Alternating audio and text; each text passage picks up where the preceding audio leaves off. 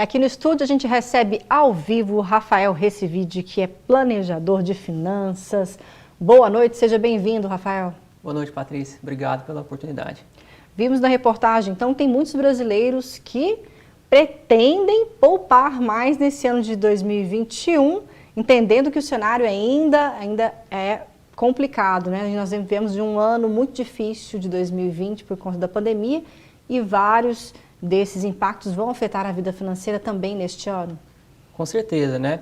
É interessante a gente pensar o seguinte, que a grande questão nem é exatamente o que eu estou fazendo agora com as minhas finanças em virtude da crise ou da pandemia, esse evento que aconteceu que afetou tantas pessoas, né?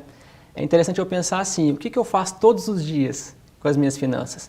Porque a crise, embora ela seja coletiva, quando a gente fala das finanças, ela muitas vezes é individual, né?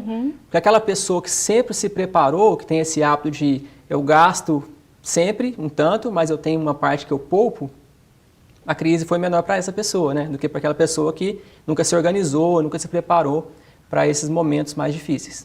Então, quais são os cuidados principais ou necessários para se manter uma vida financeira saudável?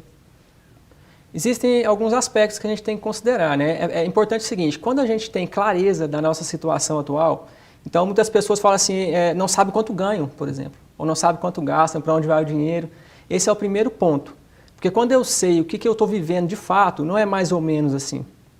Quando eu sei os números, né, da minha vida, eu tendo a fechar um ralo.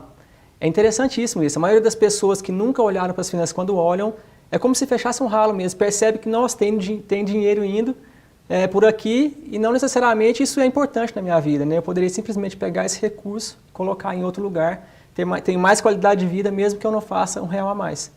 Então, esse é o primeiro ponto. Depois a gente tem que ter objetivos relevantes, né?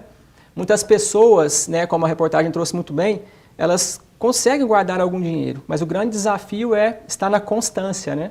Então, começa-se a fazer uma poupança e gasta dinheiro. E quanto a gente deve estipular, assim, quanto poupar? Como a gente mensurar, ter uma média ideal de poupar? Assim, tem a individualidade, né? Cada família ou cada pessoa tem uma realidade. Mas nós trabalhamos, se a gente for pensar de forma geral, um parâmetro interessante é assim, ó, eu vivo com 70% do que eu ganho. E 30% eu vou direcionar para os meus sonhos, para realizar aquilo que eu almejo na minha vida. Tanto no curto prazo, né? Eu quero talvez fazer uma viagem, alguma coisa assim, quanto comprar um carro ou fazer coisas mais distantes.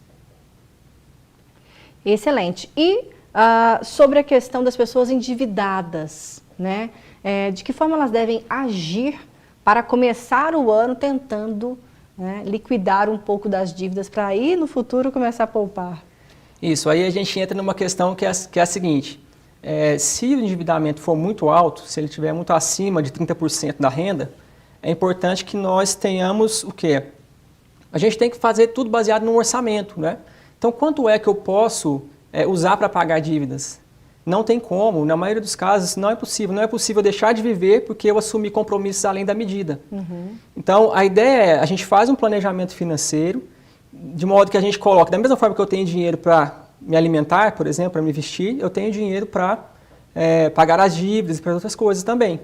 E aí eu tenho que pensar o seguinte, é possível pagar as dívidas que eu assumi com 30% do que eu ganho? Se não é possível, a gente tem que então começar a parte de negociação de débitos e fazer um trabalho para reduzir aquilo que está comprometendo muito a renda da família. Então esses 30% que seriam para poupar, no caso para quem não tem dívidas, seriam gastos especificamente para liquidar dívidas, né? Seria a principal meta do ano. Exatamente. E é interessante pensar o seguinte, que quando eu falo 30%, às vezes algumas pessoas devem estar falando, né, está muito distante da realidade da maioria das pessoas. Então, o mais importante do que os 30% nesse momento é você pensar assim, qual é a minha realidade hoje, né? Qual é a realidade minha individual e como eu posso começar. Porque mais importante do que o valor no primeiro momento é eu criar o hábito de poupar. E aí, quando eu crio o hábito, vai ficar mais fácil eu aumentar o valor à medida que o tempo passa.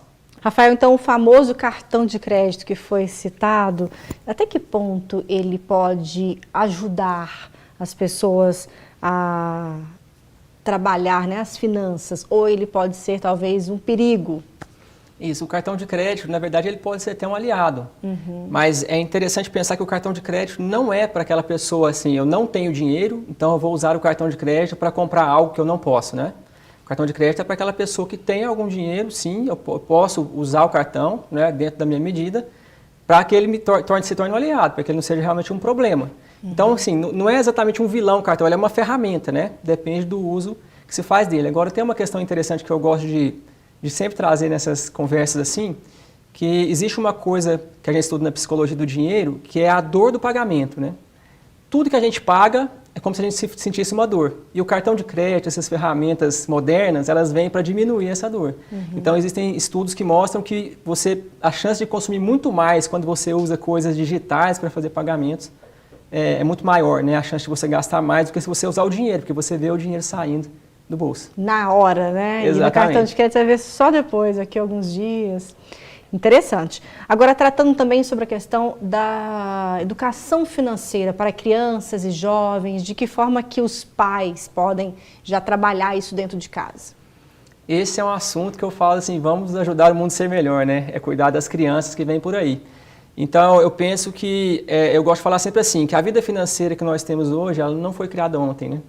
Então, desde que eu estou lá na barriga da mamãe, eu estou sentindo as coisas que ela sente, depois eu saio, eu começo a ver as coisas que meus pais fazem, certas, erradas, eu vou aprendendo, né?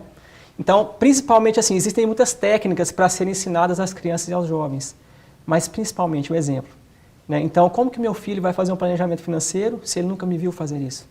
Então, esse é o principal ponto, né? Vou começar por mim, e aí a criança ela é uma esponja, né? Ela vai aprendendo aquilo. Agora, os jovens, principalmente que já estão se tornando universitários, né, que nunca aprenderam e aí já tem logo um cartão de crédito na mão, né, não aprenderam a gastar, mas já receberam um cartão de crédito, aí já é um trabalho que a gente tem que fazer mais com educação, por meio de treinamentos, meio de orientação, porque já tudo aquilo que precisava ser formado ali, né, que não foi feito ainda, a gente tem que entrar para corrigir. Nós sabemos que não faz parte da grade curricular, né, no nosso país, educação financeira, mas poderia ser sim uma disciplina, né? De que forma então a gente pode dar algumas dicas práticas, né, para quem quer começar a entender mais sobre esse assunto? Então, eu penso que a gente tem que começar até daquilo que eu trouxe, né? Então, se você precisa de ajuda hoje, assim, eu preciso melhorar minha vida financeira. O primeiro ponto é, saiba onde você está, né? Quanto é que entra na sua casa, quanto é que sai da sua casa e para onde vai o dinheiro.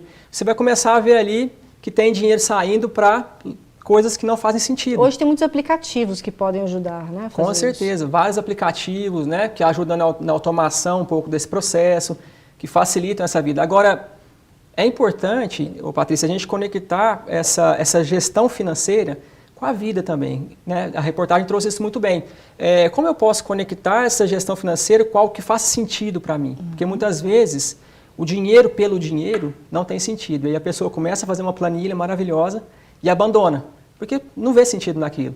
Mas quando eu começo a pensar que aquele dinheiro que está ali é para realizar aquela viagem, para realizar aqueles sonhos que eu tenho, que a minha família tem, aí isso me dá um ânimo, né? Me dá mais motivação para seguir um planejamento, para seguir um processo de mudança. Excelente. Também passa pela questão do consumo consciente, né?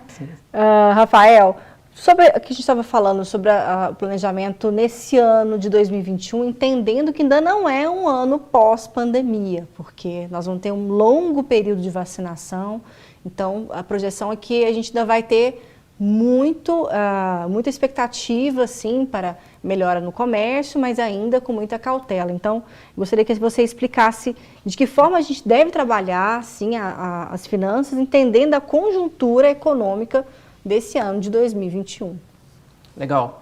É assim, ó, quando a gente começa um novo ano, renova-se as esperanças, né?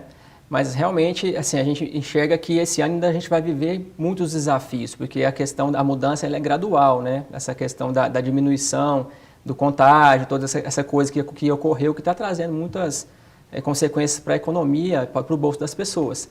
Agora, o que é interessante eu pensar é o seguinte, entendendo a minha realidade, o que eu posso fazer dentro da minha situação hoje, né? Então, se estiver muito difícil para a pessoa guardar qualquer dinheiro, comece entendendo o que você está vivendo e depois pensa assim, o que será possível eu realizar dentro da minha medida aqui? E aí a gente vai trilhando um caminho passo a passo. é mais importante do que querer sair correndo, né? Importante é a paciência nesse processo, assim, é perseverança e paciência. Porque muitas vezes a pessoa quer um resultado muito rápido, mas ela está caminhando para o buraco. Então, mais importante do que isso, essa pressa, é a gente saber para onde nós estamos indo. Então, assim, se você hoje tem 0 e amanhã você tem 1, você já caminhou um pouquinho na direção de melhorar, certo?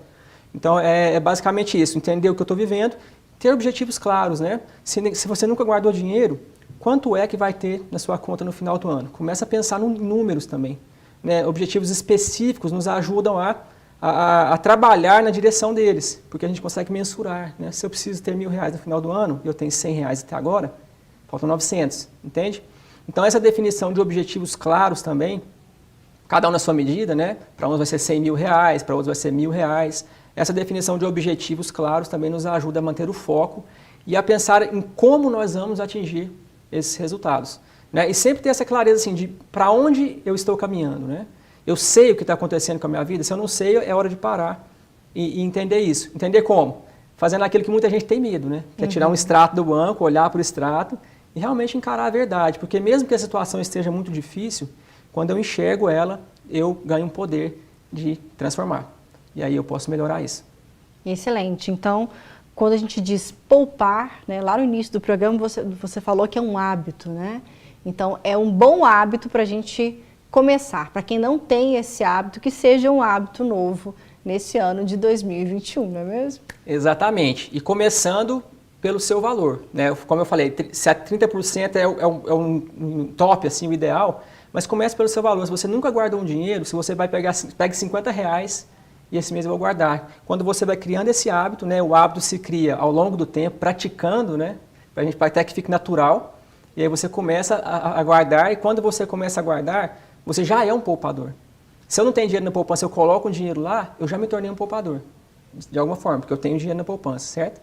E aí isso vai ficando cada vez mais natural. E aí eu deixo o natural se tornar isso. Porque é interessante que quando você começa a guardar dinheiro por algum tempo, é tão prazeroso você ver que você consegue isso, né? Que você nunca mais vai querer, você vai ficar pensando, nossa, eu não vou gastar esse dinheiro, muda a chave, entendeu? Você quer deixar de gastar, você quer ver o dinheiro ali, né? Exatamente, isso é muito interessante. Bacana. Muito obrigada, Rafael, pela sua participação. A gente espera recebê-lo em outras oportunidades, viu? Estou à disposição, obrigado.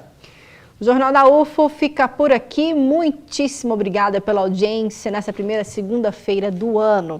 Amanhã nós vamos falar sobre os impactos da pandemia na adolescência. E é claro que eu te espero. Então, se cuida. Tchau, tchau.